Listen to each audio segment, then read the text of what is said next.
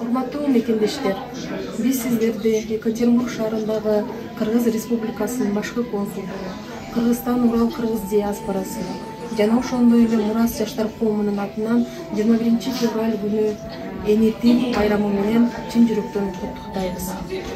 Бардык эле чет жердеги биздин мекендештердин эң биринчи биздин алдыга койгон максатыбыз чет жерде эне тилин унутпоо, эне тилин сактап калуу. Эне тили болбосо, аты аталбайт улуттун.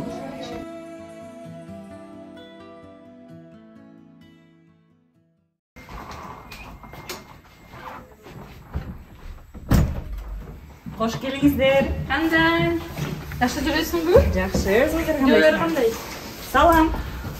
Ой, Стопига! көптөн бери көрүшөлүкпүз, Ооба. сагынышып кеттик. Арстан кандай?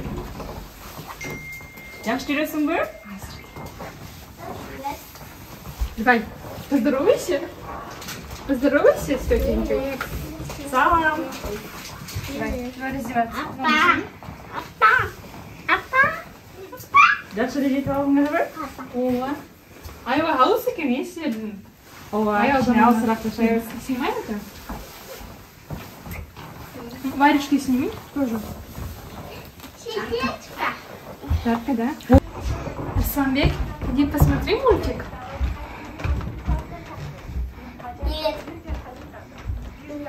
Сам.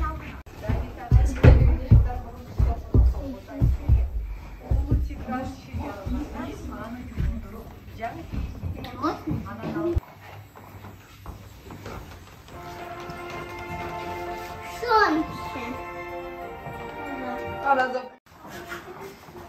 Жардам кереги жокпу? Ой, жок, рахмат. Мейли анда.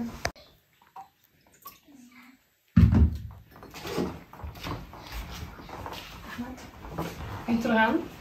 Балдар кандай мультик көрүп жатышат?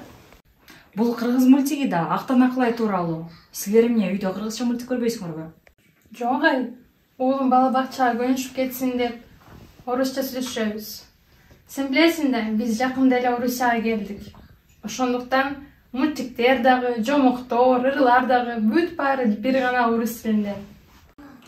Балдар эне тилин унутуп калат деп коркпойсуңарбы? Анткени ар бир кыргыз өзүнүн эне тилин билүүгө милдеттүү.